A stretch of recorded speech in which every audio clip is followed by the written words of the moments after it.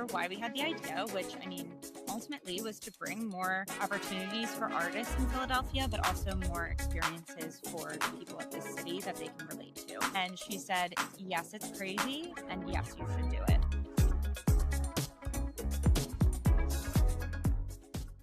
And welcome back to the Broad Street Review podcast. I'm your host, Darnelle Radford. Today, I am in the virtual studio yet again. I live in this virtual box. How do I get out of here? It's crazy. But the good thing is I get to have some fun conversations in this virtual space. And today, we are here to talk to Relic Theatre Company, who's the newest, hottest theater company in Philadelphia, whose first production is a musical, Spring Awakening. And we are here with the founders, Kendyll Young and Grant Struble. Welcome to the podcast. Thank you. Yeah, thanks for having us, Darnelle. Thanks for having us. We're very excited to be here. I've been waiting to have this chat for a long time. It's actually been kind of a year, I think, as we are looking at the calendar. But I'm so glad to be here and chat with you guys today. Relic Theatre Company, tell us about it. Absolutely. Oh my gosh, there's so much to tell. I mean, Grant and I, for those who don't know us, have been actors in the Philly theater scene for over a decade now. We are both graduates of Temple University, Temple Theaters program, and we really were just sitting around our dinner table one night and kind of talking about how theaters had gone away in Philadelphia, how there were not as many opportunities anymore, and especially primarily for musical theater. And we were just thinking and thinking and talking about all these changes, and then looked at each other and we're like, well, what if we started a theater company? And what started as kind of not a joke, but just a casual thing that we brought up became more and more real the more we really thought about it. The more we put together all of the connections that we have and the people we know, we realized like, oh man, we should do this. We are the ones who should do this. And it's just been so great. I mean, we launched October of 2024 was when we officially announced after we got our nonprofit status. And now we are literally sitting in the lobby of Christchurch Neighborhood House with our first preview of Spring Awakening tonight. So it has been a whirlwind. I look back through our Instagram because I was like, I couldn't remember the date, but we announced like publicly Relic to the world less than a year ago. It was like October 16th or something like that, 2024. So it's wild. When we're literally just coming up on 1 year, and here we are. I'm hearing tech sounds in the background because the first audience is coming tonight. So it's been a crazy year. But yeah, as Kendyll said, like we just had this idea, maybe we could create something, create more opportunities. And then when we talked to people about it, the more we were encouraged to do so and the more support that came our way. And yeah, here we are. It's crazy. Yeah. Awesome. When you both looked at each other and realized like we're doing this, we're starting a theater company. How did you feel then? Was it excitement? Was it anxiety? Was it what are we getting into? We were so convinced before. Are we still convinced now? You know what's funny is I think both of those feelings come in waves. I think at first it was a lot of excitement because we just saw the big picture in front of us. And we were like, this is a really good idea. And then obviously getting into the nitty gritty of knowing what all of that responsibility is on this side of the table, all of the things you have to coordinate. Because I mean, right, we knew theater from an actor perspective. We did not know it from an artistic director standpoint. And how many more parties there are that you need to be in communication with. Just there were it's been a learning curve. So I will say the anxiety has definitely come and gone many times, but I think it has been more so rewarding than it's just we're learning something new. And this is obviously our first show. So everything is going to be new for this one. And then it won't be new next time. So that's exciting. Yeah, you definitely feel like an imposter often. It's like anyone who I think starts a theater company and thinks that they have it all figured out, I'd be curious to like know their psycho like analysis, because it really is hard. Like you don't know these things, as Kendyll said, but you learn.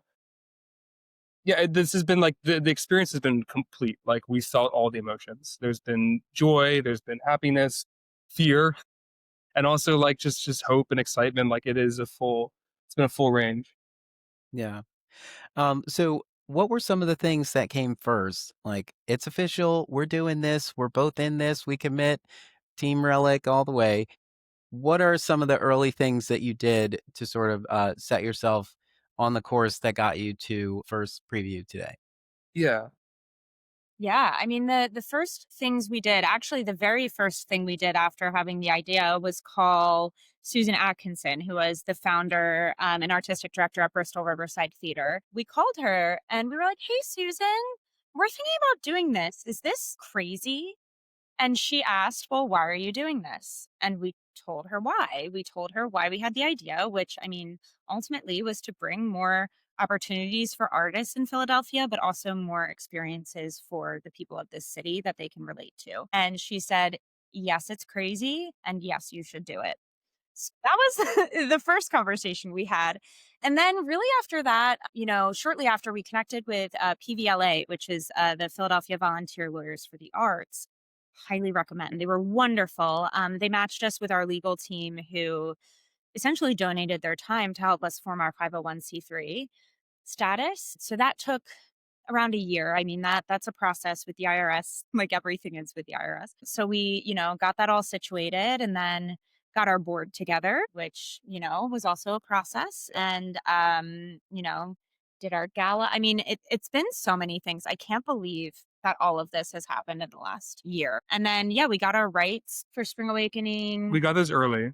You in know, I think last fall. so I wanna just touch on real quick, if that's okay. I feel like one thing we both talked about from the beginning was we wanted to start a company with sort of a structure in place so people understood, like, we didn't want to start and be new and have nothing and build off nothing. We wanted it to start with a website. We took time to create our logo. Like, we wanted even the color, like, palette for Relic Theatre Company. We kind of put a lot of thought into creating all those, you could say on one hand, like, a little superficial, but from our end, it was like we want people to know who we are right from the beginning. So it was really important for us to have like all those things in place. The day we announced, you could go to our website, you could read our mission, like all that stuff was there. So people could, from the first moment, get to know who we are. Yeah. And so with Spring Awakening, we got those rights. Like, I mean, I think when we announced the company, we, Early. we knew we Yeah. wanted to produce a full show as our first endeavor, which is maybe a terrible idea. I mean, we think it's a great idea because we're hearing it right now and it sounds amazing, but like, I don't know the right way to start a theater company, but for us, we were like, we see this vision, so let's just start running out of the gate. So we had all that stuff lined up from jump. We did. We even had, before the rights were even approved for Spring Awakening, we had already signed the lease for Christchurch Yeah. Neighborhood House as well. And we said, we know we're doing a rock musical. And that's kind of what we left it with because obviously we had other backup plan things like that. But yeah, it's funny. We knew the space we wanted. We did know the show we wanted, but we didn't know if we had it yet. But we signed the lease. So yeah, so I mean, all of that happened, and yeah, what to Grant's point, I mean, branding was really important to us. You think of theaters logos, and you can picture them in your Yeah. head. And I mean, we created ours essentially ourselves in Canva. We had one of Grant's very good friends, Connor, helped us with the initial idea, and then we just kind of ran with it. But literally Canva, and then we picked our color palette, Yeah. and yeah, that was a big part of the beginning. Canva's a great nonprofit resource. Yeah. Sure is. We've We really we use it learned. a lot. I'd never heard of it a year ago, and I now know it very well. Yeah, it's great when you realize, like, there are a lot of tools out there that can sort of simplify the process for you, and starting out with them, they lay a solid foundation. Right now, you're nimble and you have just enough to sort of operate your organization, but because you lay these foundations now, when you get to a point where you bring people on, you're gonna have a solid foundation. And I think that that's really exciting because it is, you know, there's a lot going on in the industry right now, and it would seem like it is a tough time to start a company, but I think it's probably a tough time to start a company and not be bold and not be ambitious. And so it does feel like the choices that you made draw attention in a way. They're just, wow, really? That's what you're opening with? Okay, okay. Yeah. I mean, you're so right, Darnell. It is such a hard time. And that is what every person we've talked to who has done it has told us. They're like, wow, you picked a really wild time to do this. But I think because of that, because there's such a fear from other people who've maybe been thinking about doing it, and rightfully so, There are probably a lot of people who've thought about doing this and are holding off for now. I think because we did it, it's drawing that much attention. And because we are going all out. I mean, we have equity cast members in our show. Like, we are not scaling anything back, and I think that that has drawn a lot of attention in in a good way. Yeah, and the hope is that people see it and go, "Wow, I can't believe you guys did this like with your first production." It's like, yeah, just wait until when we have more sustainable funding. Like that's the idea. It's like if we can make this level of a production with what we have, I mean, no, we have no grant funding. I mean, we are just donor based at this point. So we really are just like the kindness of strangers is like fueling this operation right now. But the idea is you see what we can do with this, and then the sky's the limit for what's next. And that's our goal for sure.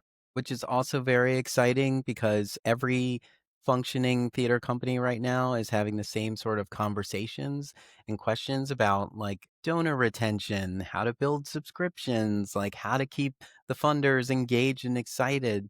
And it's tough, but I feel like I thought about this during the pandemic too. I felt like the companies who didn't have brick and mortar had a little bit more flexibility because they weren't trying to manage a building that really depended on getting people inside the building.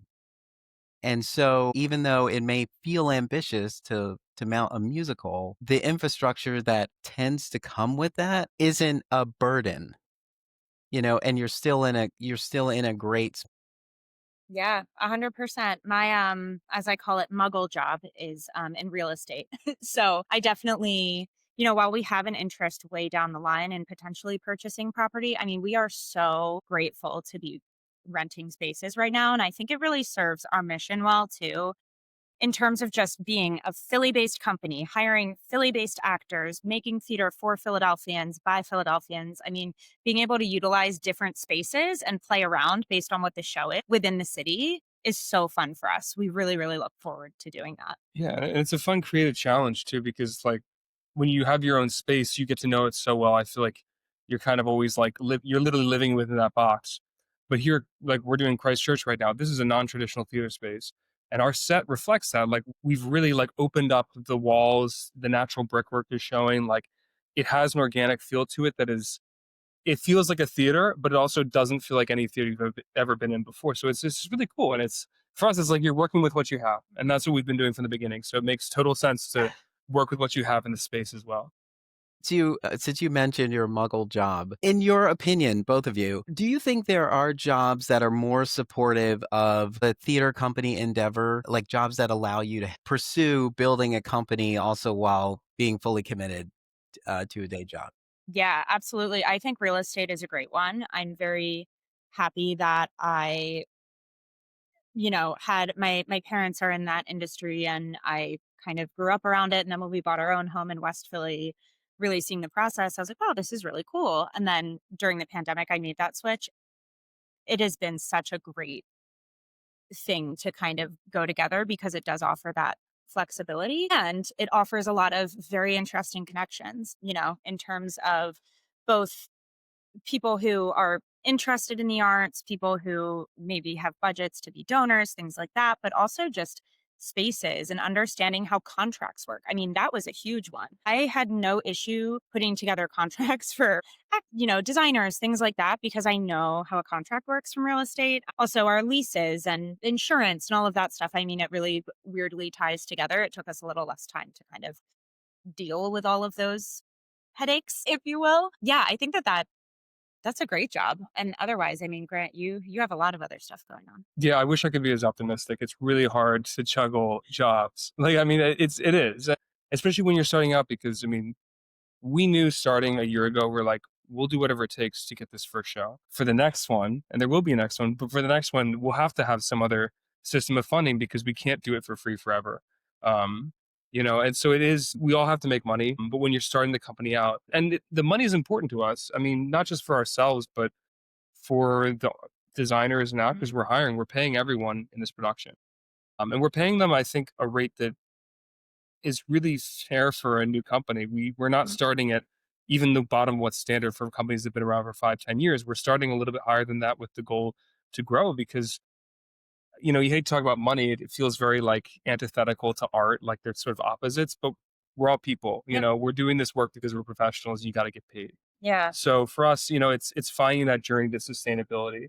Because ultimately we want to be doing theater full time. That's a big part of why we started the company. We're like, how do we like as actors, like it's difficult to get enough contracts to make a living, but how can we be in the theater space, not just working ourselves, but creating opportunities for other people all the time, full Yeah. time? And I think that's something I should have prefaced my love of real estate with was that the goal in starting this company as well is to build sustainability for ourselves. I mean, candidly, we're not paying ourselves a dime from this production. It is all going towards our cast, our crew, our creatives, where it needs to go towards. I mean, this production is our thesis statement. It is Relic's first, the grand reveal. And, from there, it's being able to secure funding other ways and eventually be able to pay ourselves so that we are doing theater full time. I mean, I feel like there is just the age old question every actor in their 30s has of, do I want to do this Why still, don't you? this grind? Why do I have 45 jobs and go contract to contract? And,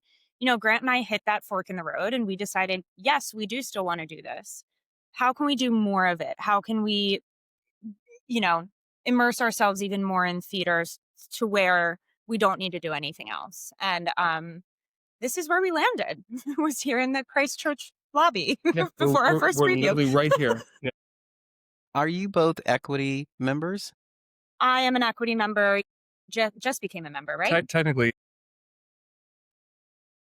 yeah, I've got a contract coming up, so yes, I am a member now. Well, great. I asked that because now you have to look at the rule book differently. And, understanding it as an artist, getting a contract, now you're a producer presenting a contract. What was that like? What was your sort of thought process now looking at equity from this side of the fence? That is such a great question. I think it was actually really useful having already been in the union because I was able to look at it and understand, oh yes, these were things that I thought about as an actor in this situation, Mhm. like things like water, drinking water in the facility, like all those little kind of nitpicky things. It's like, oh no, but those were things that I think about from an actor perspective. That's really been with everything in this. We know the actor perspective on stuff, but I mean, yeah, it's I think the most jarring thing about the union contracts is how much like you're paying the actor X amount weekly, but then how much you're also paying the union behind that is shocking, but worth it because I mean, being union members, we wholeheartedly support the union. And I mean, when we first launched this company, we were like, we are hiring union actors for our first show. We're going to raise more money and make it happen. But yeah, looking at it from an actor perspective, there wasn't anything too jarring. I think the cost was the most shocking to see on paper. Yeah. Uh, so I know that you're tight on time. I want to try to squeeze a little bit more out of this if I can. Let's talk about Team Spring Awakening. Talk about how you built this team. Heck yeah. You want to talk about that, Britt? I feel like I've been really talking a lot. Well, we can I'm gonna both talk let you about it. I mean, talk. yeah, it's been like serendipitous to use that word. Things have kind of come like one after the other. Honestly, Darnell, you were part of this as well. You kind of connect us with Robbie, who I feel like is the first person we had to mention because obviously our director Robbie Hager was in the original Broadway cast of Spring Awakening. So we have this really incredible connection because not only is he connected to the original Broadway cast, but he's also been in Philly now for a while. So people love him here in Philadelphia. He knows the show. It's part of his life. And so he has been, as our director, kind of, I think, one of the central kind of figures that's made this possible. He's been an incredible director, I think, in the room. The cast trusts him. I mean, they trust him with anything. He's brought so much out of them. Honestly, never been in a space as an actor or as I guess we're in a different position now, but I've never been in a space that's felt so connected. It is such a family.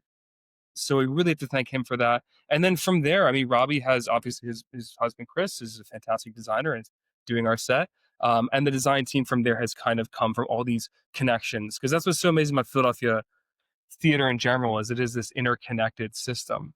Once you get to know someone, it leads to another person and those collaborations that's what builds like, I think like what makes Philadelphia theater so great. Absolutely. I mean, yeah, we have some very dear friends on our team too, which is really exciting to be able to give opportunities to friends of ours. I Yeah. mean, that is the goal ultimately, meet new people, but also get to hire people, that level of trust is already there. One of my very best friends, Juliana Babb, is our choreographer, and she is killing it. I can't wait for everyone to see her work. Our friend Emily Schumann is our props designer.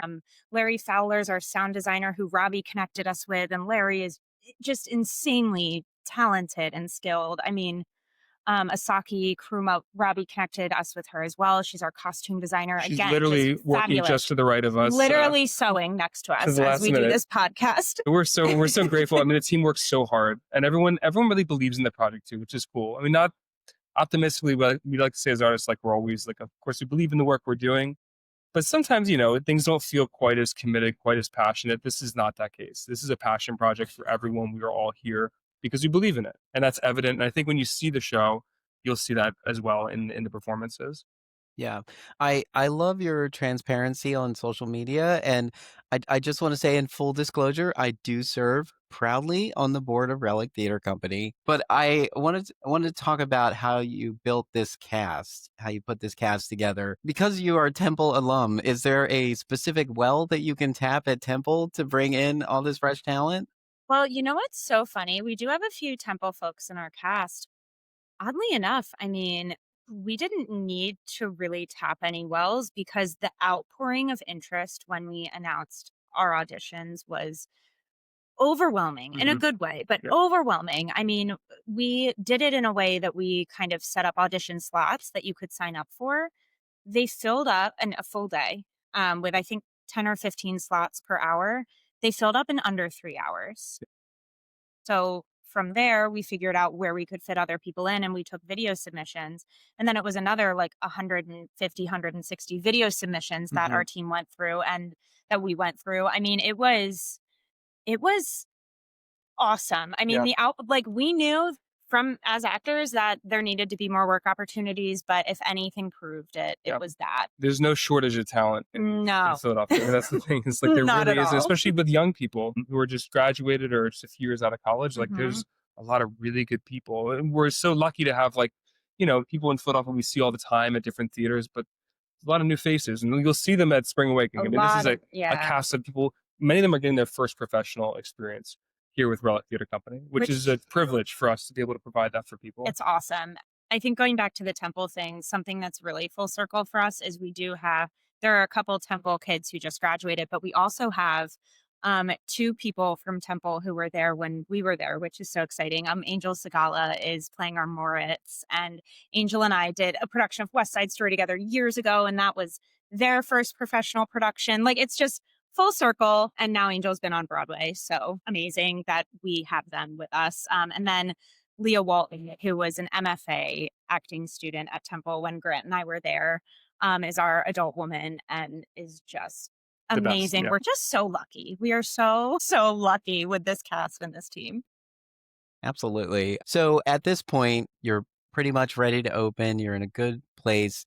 What does Relic still need? Relic still and always will need money. Relic needs a lot of money. Everyone told us how expensive it is, Yeah. especially to do a musical, especially to do a full scale musical, especially a musical with live musicians, which we are also committed to. No tracks at Relic. But all of these things cost more money. And now that we are doing it, of course, we understood it before, but now that we're doing it, we're like, oh, wow, it really is a lot of money. So, really, I mean, more donor support is the top, I But think. also, we need people to come and see the show. I mean, like, there's a lot of tickets left.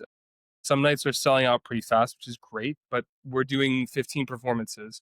And I think that everyone who comes and sees the show will know that it deserves to be seen. So I hope that anyone who hears this take the leap. It's a great show. It's worth your time. It's a powerful message that matters. I think will resonate with people.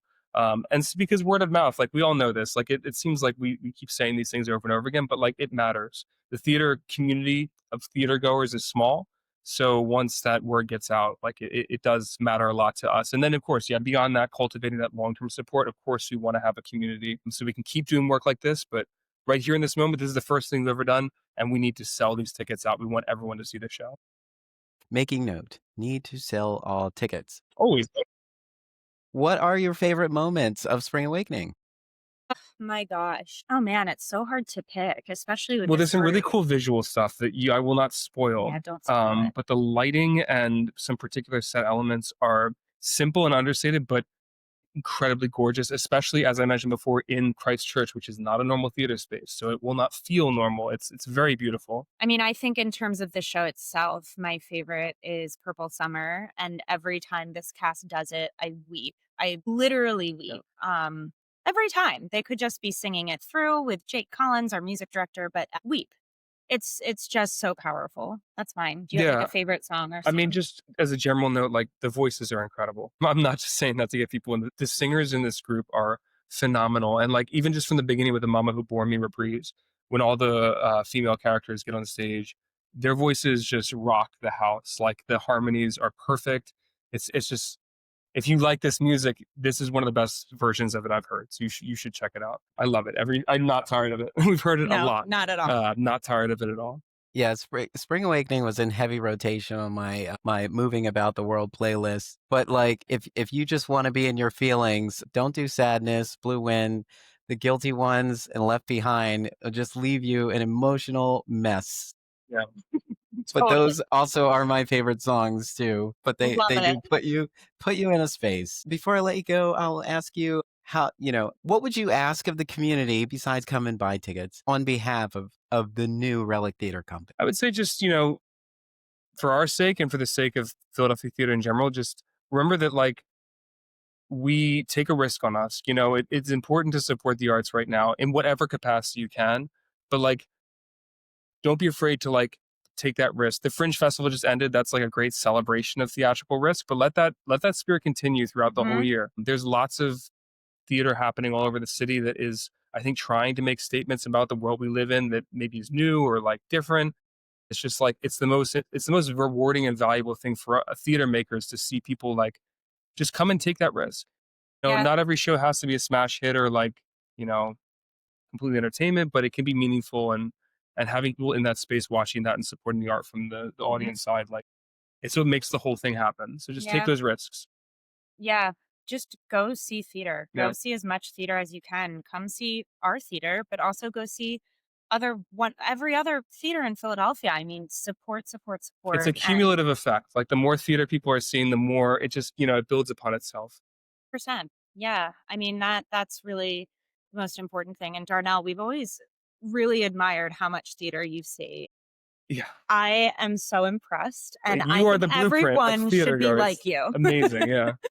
I try. I just try to squeeze it into the calendar to go. But yeah, I mean, I have sort of a mission statement in going to theater. I want people to see that it's not hard to get here and that it is easy, but I also realize there's a little bit of privilege. I do sit on a press list, but I'm trying to be some part of a conversation and encourage people to be a part of the conversation in some way.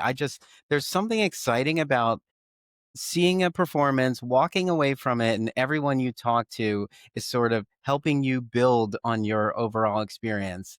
And then by the time you get to the fifth or sixth person, you're like, I'm in love with everything I've seen, and you all have to go see it and be in love with it just like I am. Yeah, and I think yeah, it's just so important to emphasize to people like it isn't as hard as you think to go. And privilege is obviously very much a thing. There are really hefty ticket prices as kind of the norm in a lot of Philadelphia theater. Using those industry rates is great for us folks who are in the industry, but we also, I mean, a big part of when we started this kind of decided, I mean, we want no barriers to come see our shows. We want to limit as many barriers as possible, especially post pandemic when people have gotten used to being comfy and watching their streaming in their house. So we were really like, how can we break down these barriers and make this more accessible financially for people? So we have low ticket prices. I mean, our standard tickets are $40, but our we have $10 tickets at each show as Hmm. well that are first come, first serve. We also have half price industry tickets with a code. So, I mean, we really were like, That's- we are not creating that initial barrier of a ticket price that is insanely high because we don't need to. We just don't need to. And we want audiences of theater goers, but also to create a new generation of theater goers and get some more people interested in the city who maybe otherwise aren't able to be. Absolutely. Those are some very great goals. How can our listeners who are very excited about this new Relic Theater Company, how can they keep in touch with Relic and everything that's going to go on as we move forward?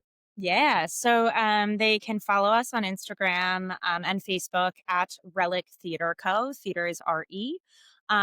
They can follow us on our website and join our newsletter, our email newsletter from there, which is relictheaterre.org. Those are kind of the main ways, Yeah. right, Grant? Those are our main Yeah, I mean platforms. that's the main way we communicate stuff. But also, if you come to the show, we're going to be at every single performance. Yeah. You can check in with me at the box Yep. office. You can purchase a beverage from Kendyll, but we'll be there. We try to make ourselves accessible. Part of the deal with being artistic is we want people to know who we are. You know, we want people to have conversation with us. Try to be personable, approachable. So if you see the show, you can connect with us directly through that. Yeah. Right, and that's where we'll leave it. This is the inaugural production of Relic Theater Company. Spring Awakening, the musical, is on stage now. If you are listening to this now through October 20th, you can get tickets, and that's tickets in plural because theater is more fun with a plus one. Kendyll Young, Grant Struble, thank you so much for taking the time to chat with me. And yes, and for all of you out there, I may be a little bit biased because I serve on the board of Relic Theater Company, but you should know I am biased about any Philadelphia theater production because I am obsessed with our community. And so I hope that you are too. And I hope you have a love for Philadelphia theater just as much as I do. Kendyll and Grant, thank you so much. I hope that this goes and reaches everyone who hasn't bought tickets yet, and the people who bought tickets going, right there, right there. Thanks, Thank you so Darnell. Yeah, much. It thank you was so much. truly a pleasure. Thank you.